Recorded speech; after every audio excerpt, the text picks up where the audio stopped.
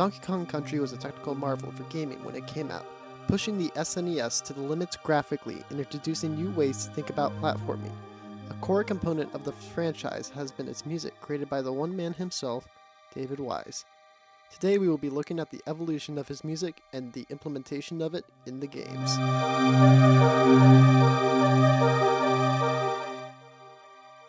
Hello everyone, I'm Dmitry Nebish, and I am glad to be presenting this video essay on Donkey Kong Country. If you don't know who I am a composer based in Baltimore, currently studying at Peabody for Music for Media, and this is actually part of my project. So I was assigned to either write an essay or make a video essay. I decided I'd take my hand at this, and I hope everyone enjoys it, and I hope I don't get any of this information wrong. David Wise was born in the UK September 13, 1967. He began his musical career in a music shop. He was first hired by Rare to start writing game music when two founders of Rare entered the shop to look at synths and saw his demonstration of the Yamaha CX-5. David Wise showed some of his work on the synth and they were impressed enough to offer him a job. He would end up working for Rare from 1985 to 2009. He would begin by working on some early Rare projects such as California Games and Battletoads. Then in 1994, the world got to hear David Wise's music for Donkey Kong Country.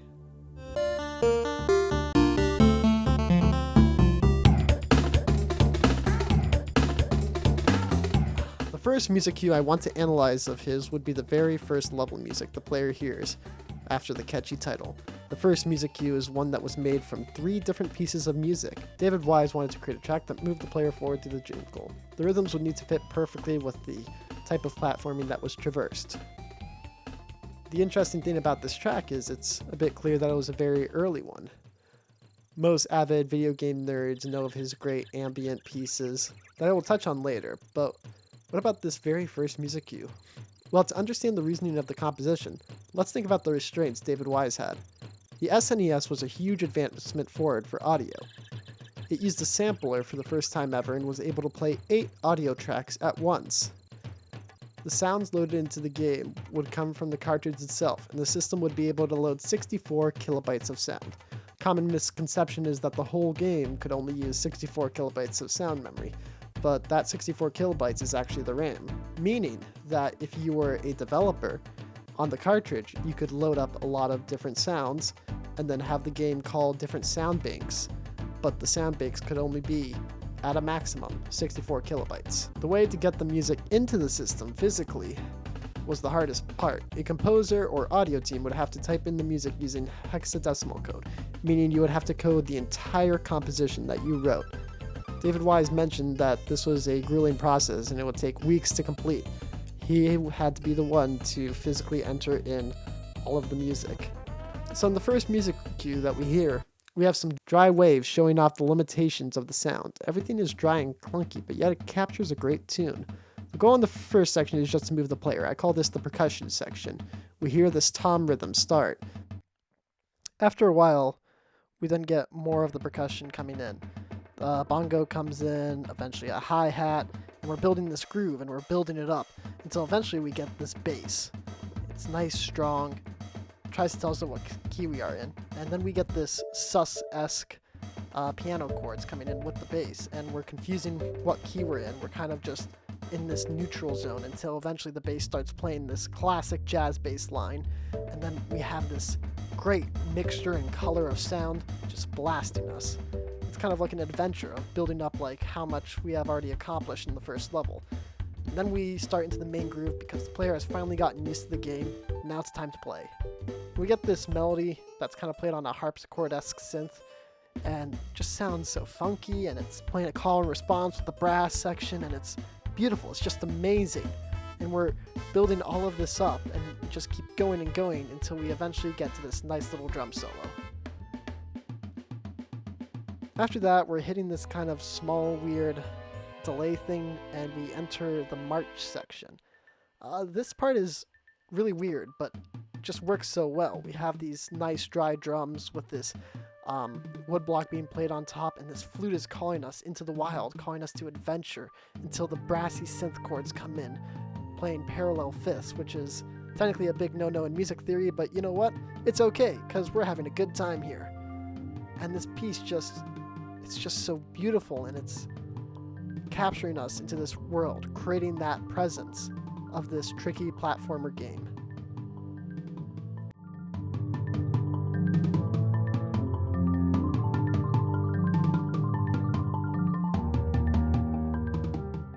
So before we can continue talking about the next music cue, I want to talk about the SNES again, and specifically the limitations it had. So we had our sound chip. You could only load 64 kilobytes of RAM. We could only run 8 tracks at a time, if everybody recalls. And it had to be coded in hexadecimal. And by the way, a hexadecimal is not this tracker that you see. This is what I used to create the track below here. But how do we achieve that wave sound that we want? The one that we hear from the famous ambient tracks that David Wise composed. Well, David Wise got an idea to splice up waves from the Krog wave station, and the idea would be to splice it to the point where we have a single cycle wave. So let's take a look at this wave right here. So we're gonna have to chop it up a bit, and this is my voice we're chopping. And you know what? Oh, I can't see it that well. Let me just make it a bit bigger and zoom in a tiny bit more. But while we're doing this, basically we would take these small single cycle waves and sequence them so we can get that modulation we hear from pads, such as the Great Aquatic Ambience and its pad.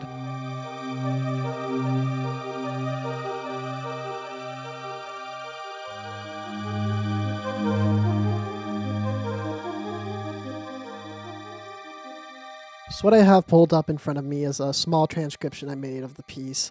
I know it's nothing spectacular like the amazing 8-bit music theory guy does, and huge props to him. He's amazing. If you haven't checked out his channel, please do. I got some of my information from him actually, and I'll link it down in the description. But regardless, so I was transcribing it myself into what I hear from my ear. And one of the things that he talked about was the idea of having this chord being played through the entire time and kind of creating a polychord. So on one hand, we have this E-flat chord being played with a 7th, but on the other hand, we also have the rhythmic line that's confusing what chord we're on. We start by enforcing that E-flat 7 chord, but then we take it away with this C minor that's being played the second time around if we look over here, but at the same time, we still have that E-flat being played by the, I like to call it string synth. And all while this is happening, we have this really high-pitched frequency just going up and high, and it's like, what is even happening at this point? Basically what we're doing is we're creating this wall of wet sound, so the player is truly underwater in this ambient, relaxing experience. We're just trying to get them down there until the rhythm comes in, and this is what I think is one of the greatest moments. So we have this bass just moving all over the place, and it's wet and it's booming and it's in your face, but all while this is happening, we have this contrast of these chords just going all over the place. And then we get this delayed piano just playing these beautiful notes and moving as little as possible, creating just this amazing sound. And all while this is happening, we finally get to the melody like a couple of bars in after that whole intro and the iconic part. We get to this beautiful kind of bagpipey melody just trying to tell us where we are, and then we get this nice smooth bass that's staying in the same register as before, and we're not taking many leaps. At first we take a big leap down to kind of establish where we are, and then we stay in the top register. And this is a continuing pattern of David Wise's music. He likes to have consistency, whether it be patterns of take a leap, then stay in the area, take a leap, then stay in the area. You may be asking, what am I saying stay in the area? I'm saying we have a target note and we're trying to reach that note, but we have to stay in there. And the idea to do that is so we have the player in a comfortable space while playing through this level, since it's a very difficult one.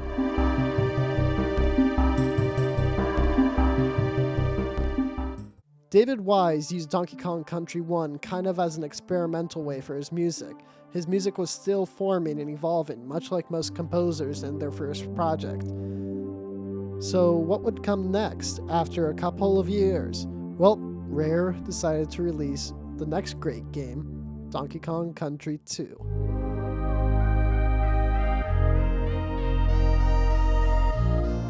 So this first track that you're listening to is known as Forest Interlude, a very popular track from Donkey Kong Country 2, only second to one other piece that we'll get to later. But the main part about this piece is that it's really using the full limitations of the SNES and creating this big, vast sound. It takes all the wave sequencing that David Wise talked about before, and he takes also the use of the special delay that was used from before to create little effects in them. A lot of the delays and repetitions that happened to be glitches that David Wise encountered when he coded in the sound, and he loved it so much that he decided that this would be a staple. You know, they say if it's not completely broken, turn it into a feature. So this track is really great, and I decided to transcribe it, and now let's take a listen and see what's happening harmonically and some cool synth sounds that's happening. So the very first thing I want to take attention to is this harmonic line that's playing in the piece. Now, in what happens in the actual game is we have an EQ filter that slowly brings up the highs, creating this effect that a lot of you are used to hearing. We also have a little bit glide in there, and it's just this really cool sound that really brings the player in if done correctly. And David Wise sampled each thing and sequenced it, and it's just awesome. Now let's get everything else in there. So as you see, we have some chords that don't really have direction. We're kind of just sitting in this one place. There's a semi-dominant being played kind of, but it doesn't feel like we're trying to go back. It just feels like it's going in a circle. And then this melody comes in as a little... You also have these glistening sounds that are in, and then the toms come in, and it's just creating this atmosphere. That's the goal right now, is to establish that presence. Then we use the sparkly little run there that you saw to transition into the B section, where we usually have sound effects, but I replaced it with a drum set for rhythm reasons. So we have this syncopation, and then we have this other melody just playing this bagpipe-like rhythm. Well, not rhythm, but melody. Peruvian pipes come back in, and we're back where we started, but it doesn't feel like we actually left, even though this is more of the A section, and that last thing was like a A prime or B section. We just went away. Now we're using these three little chords that are moving their voices so slowly to create that big sound. And then this is a hint that's been going around the whole time to foreshadow this actual true B section, where David Wise takes the melody and says, what if it just went all over the place? So it's all about creating that contrast to truly immerse the player in this weird level that we're in. Then we have this beautiful melody that's just going down step, very slow moving, a complete contrast to the runs that we just heard. And then we finally get that small moment of silence and relief that I want you guys to listen to. This is that open air, the time for relief. So that's all for this one. Let's move on to the one that I'm sure many of you are waiting for, and I won't wait any longer.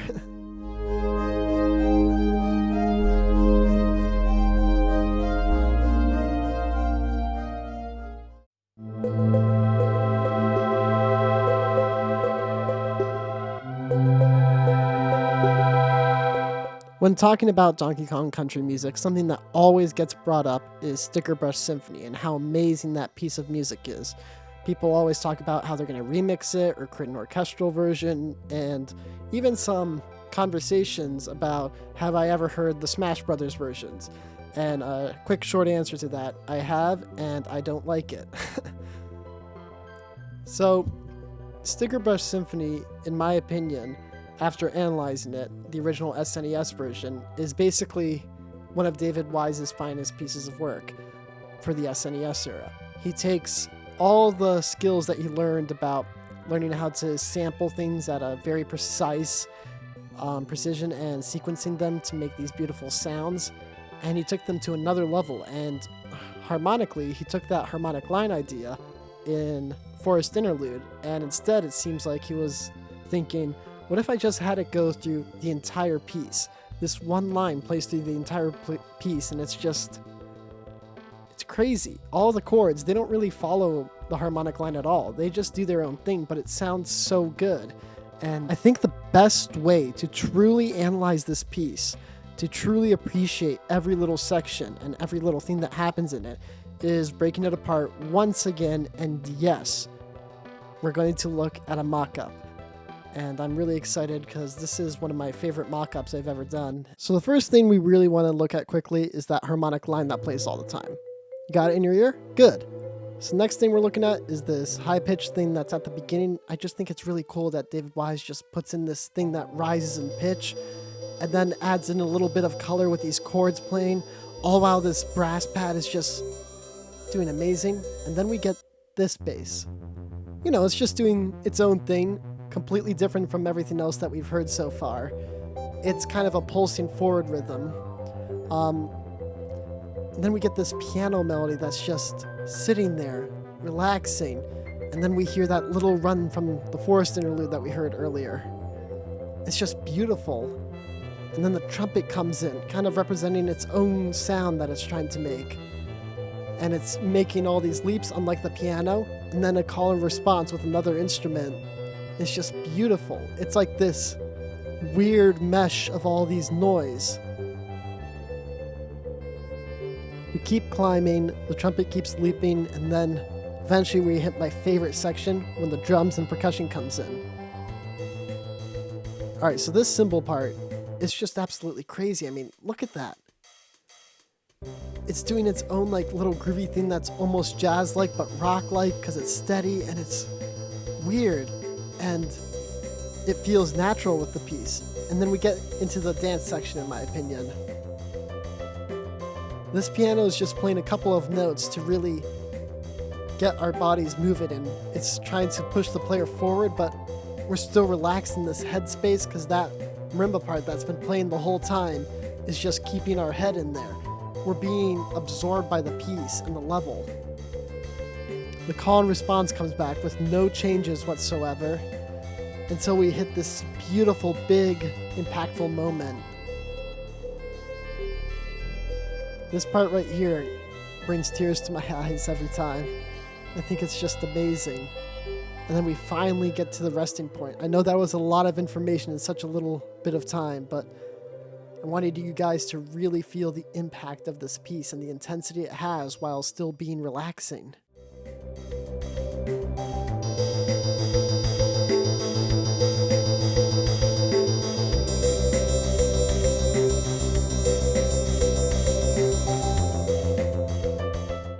So after analyzing all 4 of those SNES track pieces, you may be asking, what was the point of this? Why did I sit through this entire random person I do not know's video? Well, either you're a family member and a good friend, or you're just really curious about music, but let's get down to the real bit. The reason why I think it's important to discuss David Wise's music is because of the emotion it evokes in these difficult platformers.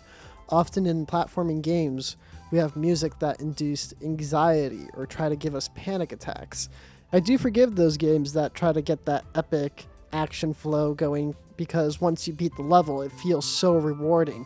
But I do miss the time that David Wise was out there composing these beautiful ambient pieces for us where we could sit in the level and really think about the actions we're taking while we were platforming. It really helps calm down a player. I know I got upset many times when I was playing Donkey Kong Country, but when I got to the levels where David Wise's masterful ambient tracks came on, I just calmed down and I was able to get through the level after a couple of tries. It was more than any other level I did, but the music just set me in a kind of zen-like zone. And I think that's a really nice thing to leave off on. It's a shame that David Wise never composed anything after his days at Rare, and the Donkey Kong Country series ended at number 3, and there wasn't really any other games after that. So, well, there was Returns, but David Wise did not compose for that one. So I guess that was the end of the Wise era.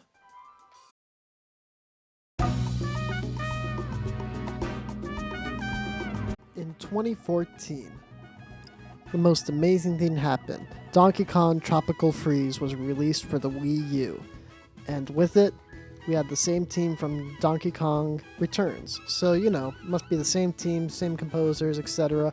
But there's a difference. David Wise is back, and he has created some of his best tracks ever, in my opinion.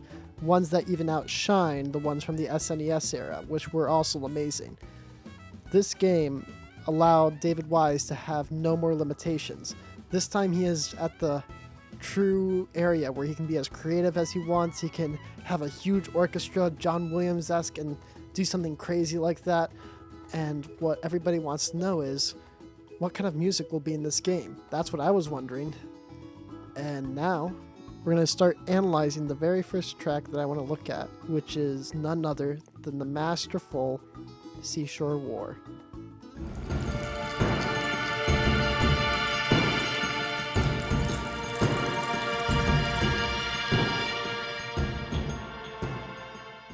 I wanted to start off with my favorite track with Seashore War, just so everyone gets the idea how amazing this arrangement is and the composition.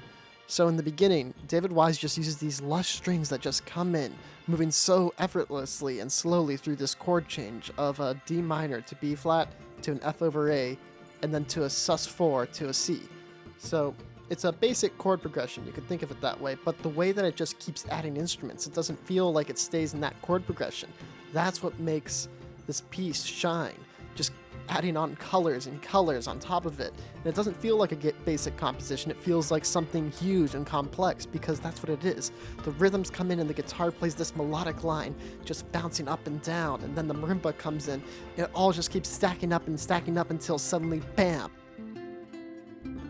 We have that moment of silence as the guitar enters the melody, and now we're in this zone of just total immersion.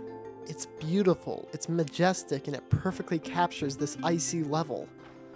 We continue with this chord progression again. It doesn't really change much, but that's the beauty of it. It's doing the most with such little notes. David Wise is making use of all the tensions available from the chords. Like, for instance, let's look at the D minor. We just use a D, F, and then we use that nice little G, which, if we think about it in jazz ways, that is the 11th, tension 11. And that G comes in handy a lot. When writing the melody, it seems like he's just focusing on how can I make this just sound great. So after using all of those tensions over and over, we get to a B section eventually, which is something I want you guys to remember. It starts with a B flat, then the melody starts playing this nice little kind of adventurous, like, discovery. That's what I like to call it. I call it the discovery chord, so let's zoom in there. So as you see, it's a B flat to an F over A to an F over C to a C. This just sounds so beautiful, and it captures the sense of adventure, of progression.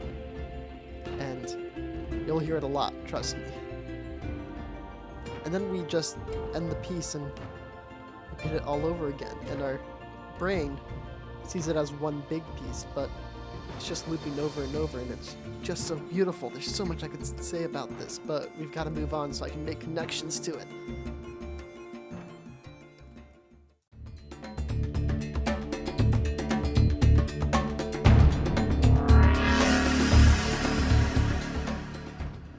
So right off the bat, we're starting with this pedal D that's going out through the entire piece before we enter this melody played on the synth. Throughout the synth, we're kind of going through this nice simple chord progression, a D minor to an A minor over C, to a C, to a G over B. The idea is to kind of not give a complete tonality to anything. We're just going through this circle again, similar to other David Wise ambient pieces. But at the same time, the intensity of these strings that just came in kind of push us forward, and we're not really in a relaxing place. We're more in a journey, epic building place. The melody continues playing, but this time it's raised an octave, adding more to the intensity, but all the colors that are put in there with the strings that have some lush sounds, and the string rhythms are playing it consistently, leaving us kind of relaxed until finally the flute comes in. And this is where I call the part where everything kind of hits the fan, and we're in this new area. And then as we go into this little beautiful flute melody, it's kind of reminding us of this journey that we're going forward. It sort of reminds me of Seashore War's B section, of this kind of relief section, but instead it's doing the opposite. It's causing more panic, until we get to that beautiful C major chord and everything's breaking and we enter this awesome drum solo.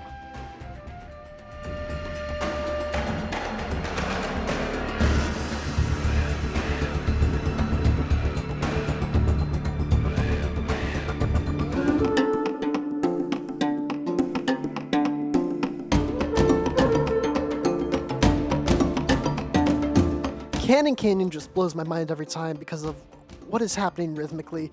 I mean, we have these drums coming in, just making these consistent time signatures, making us think we're in 4/4, and that's what I think we are in. We just have this swung rhythm, but the drums are playing something very consistent and unswung. Then the marimba comes in, and the guitar from the beginning are playing this swing rhythm, and it's just confusing me, and I'm thinking, okay, we're gonna go back to 4/4. And then no, we don't. We're playing this swung rhythm on the guitar, and when I was writing a transcript, I wanted to try to capture what the rhythms sound like when they're being played. When David Wise probably handed the sheet music to a player, or even played it himself, he probably just said, swing the 16th notes, but instead, here's what I have written down. As we see over here, in this part with the guitar, I was like, okay, this is probably where we swing. Then we get jazz flute, and that just, I don't know, that's just something great that I see. We don't see that often in compositions, and just seeing it with this marimba groove and this jungle groove, it just really kind of sets this rhythm and pace for the level. Kind of giving you this idea that we're going through this level, but we're getting funky with it. But in a jungle way, because of all the instrumentation that we have.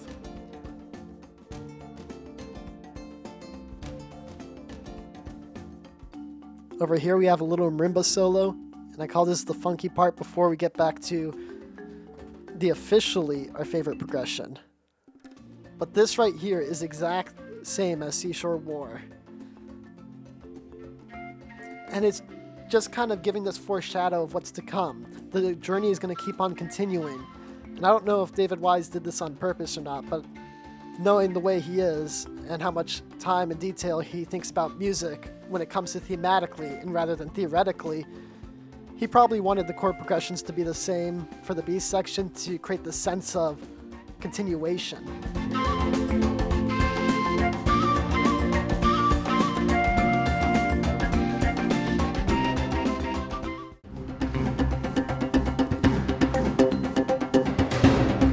So Frantic Feels takes the same idea as Canyon, just amps it up times 2. So we start with this weird rhythmic structure on the guitar that's being swung, but it feels even because of that 8th note end. And then the guitar comes in, going back to that silence that we heard earlier in one of the earlier pieces. And it's just like it's taking all the elements we heard, but combining it. And we're using this weird chord progression in C minor. And it sounds like we're going to a new key, but then David Wise says, no, we're staying in C minor with these shouts that are just yelling at us. Then we get into this weird funky bit with the flute. We start on a G major, and it's just kind of going all over the place, just playing any notes it wants. And we're swinging it the whole time. We have no real consistent thing other than the synth in the background. And then we're in this A flat, and we're preparing to modulate. That's what we're assuming, because this B flat sounds like it should go to an E flat, but then David Wise says, deceptive cadence! It's just crazy how much we've gone through in a couple of seconds. And then we go into this C diminished chord. I want you guys to remember these notes. C, E flat, G, B double flat. And I'll explain that in a second. We then go to a D diminished chord because, why not? Let's keep this weird flavor going. Then we enter here. We have a line cliche going on top, which is when we take the note on top and go up a half step each time, kind of like James Bond. The flute reinforces that we're in C minor as the marimba continues doing this weird line cliche thing until we finally get to E flat. You remember that diminished chord? E flat's part of that as well as C, so kind of got that going for us. Then we're in F sharp, which is also respelled as G flat. That's also part of the diminished chord, and we're on that key now. Now what key we're in? We're on A, which is the same as B double flat. So we've just gone through the diminished chord sequence. Isn't that wild? It's like he hinted at what was going to happen and the patterns we're going to hear. The journey was predetermined, and we just went through it. And it's crazy. This piece is wild.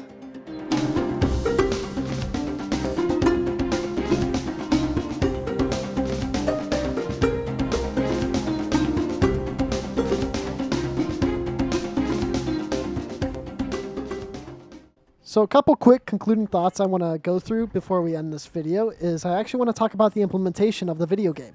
So let's look at this scene right here. Donkey Kong does not have his trusty rhino Rambi, and the music right now from Frantic Fields is playing what we heard earlier. But then look what happens when he jumps on the rhino. Check it out, a whole drum set came in. So in order to make that transition, what David Wise did, according to an email I sent him, he had transitions set up for certain moments and events to happen. So he made sure each bar had its own separate transition, so when we got to that moment, we would have a nice, smooth crossfade. And it sounds so good when done properly. He could have done a simpler thing by just having a piece of music playing underneath it, but it has this small little transition that you feel in it, and it just feels like the song never ended or took a stop or ducked anything. And that's amazing.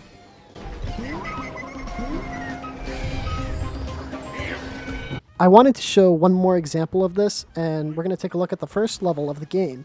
And immediately, look what happens right when you jump into the water. That's right, we hear aquatic ambience playing, and it transitions so smoothly. This is the mastery of David Wise. So some quick, small little things I just want to clear up and just kind of conclude my thoughts is, what is the importance of this?